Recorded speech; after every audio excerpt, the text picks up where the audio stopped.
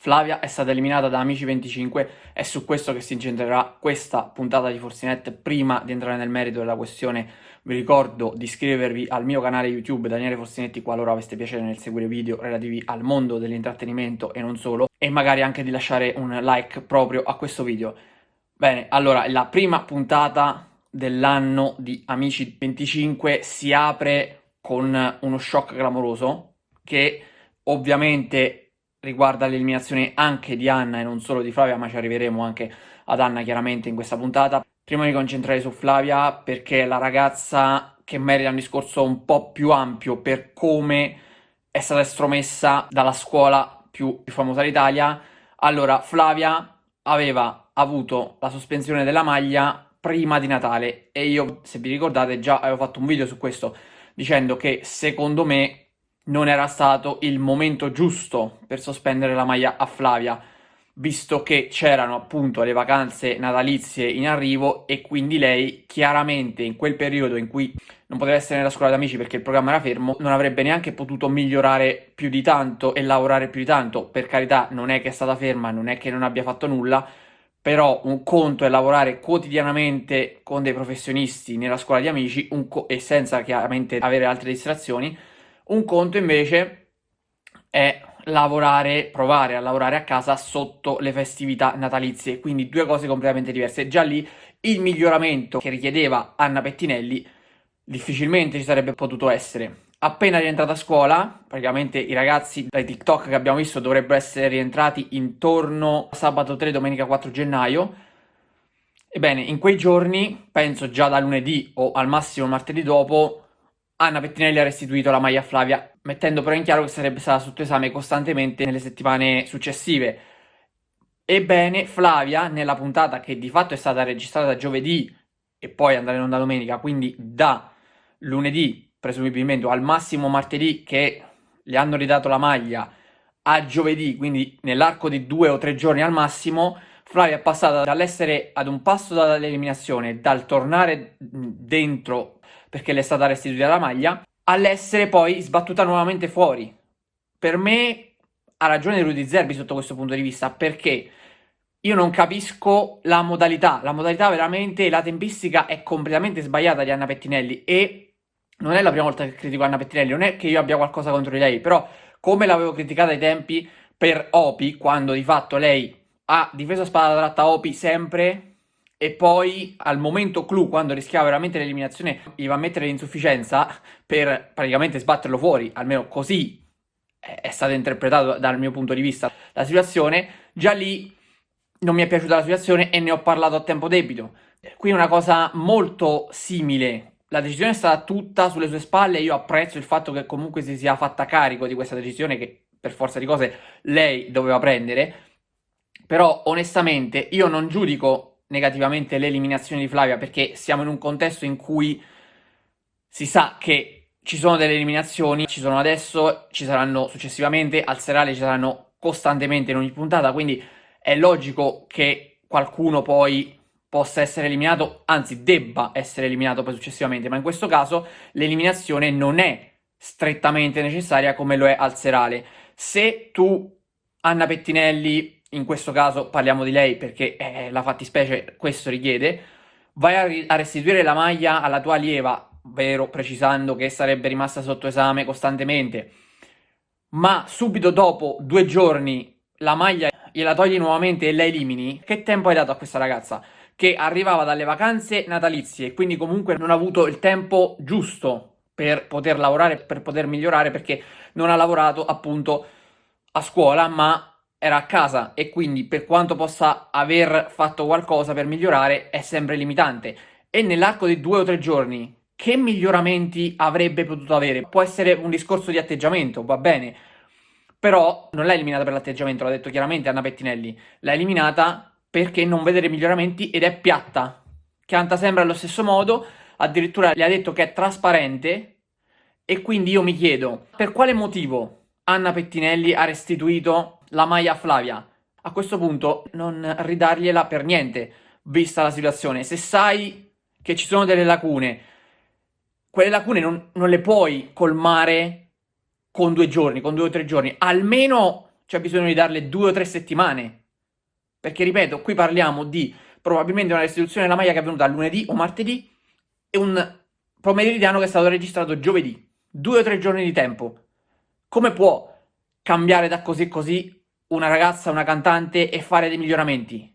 Per me è impossibile. Quindi per me è stata sbagliata sia la modalità con cui è stata eliminata, perché a quel punto la maglia non gliela ridai per niente, ma anche la tempistica, perché la maglia gliela sospesa prima delle vacanze, in un momento in cui veramente era difficile poter migliorare e poter lavorare su se stessi, e poi gliela ridai subito dopo. Ripeto, io giudico da esterno e per quello che vedo e per quello che penso. Poi ogni professore prende le decisioni in base a quello che pensa e quello che crede che sia legittimo fare.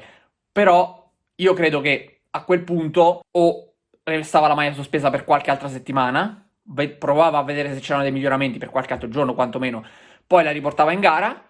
In quel caso non vedi miglioramenti e la tagli fuori. Ma così con 2 giorni, onestamente, io non vedo proprio il senso del ragionamento di Anna Pettinelli. Quindi non mi è piaciuto né la tempistica né la modalità con cui è stata eliminata Flavia. Ci sarebbe un discorso da fare a parte per quanto riguarda il carattere di Flavia e il suo modo di fare, che secondo Lorella Cuccarini è un po' presuntuoso. Allora, onestamente, anche a me dall'esterno, magari lei non lo è, magari lei non è presuntuosa, ma dall'esterno quello che traspare è questo, che sia un po' presuntuosa per come appare, per come si mostra.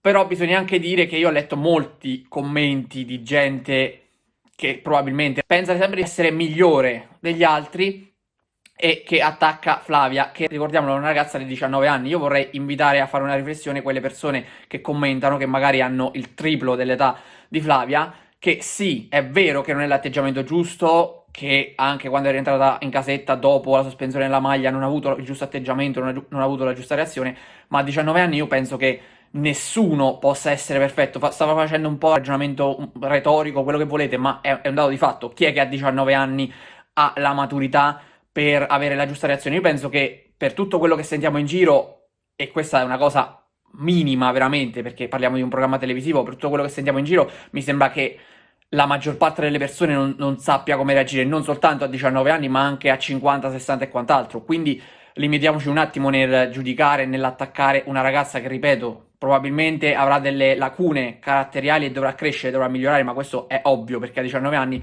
ma non possiamo poi andare ad attaccarla e a crocifiggerla, perché altrimenti chi l'attacca fa peggio di lei, onestamente. Questo per quanto riguarda l'aspetto caratteriale.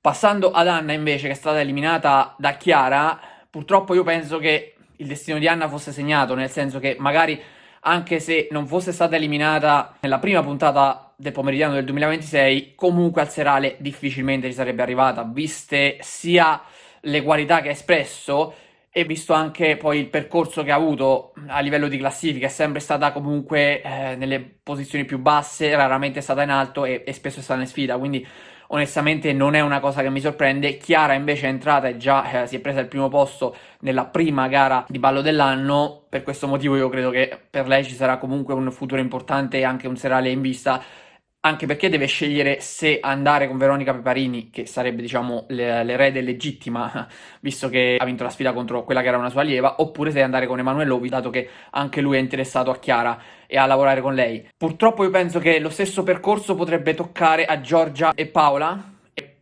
Veronica Peparini non l'ha nascosto, l'ha detto chiaramente, visto che entrambe anche stanno faticando. Giorgia era tra gli ultimi ancora una volta, non va in sfida perché c'è andato Pierpaolo, ma dall'altra parte c'è Paola che invece è nuovamente in sfida. Da quando è entrata ha fatto parecchie sfide. Giorgia è stata sempre in sfida addirittura da quando è entrata, questa è la prima volta che non farà la sfida, quindi anche per loro non prevedo un futuro proprio roseo e un serale in vista. Magari potrebbe esserci un'altra sostituzione, almeno un'altra sostituzione da qui poi alle decisioni che porteranno ad assegnare le maglie del serale.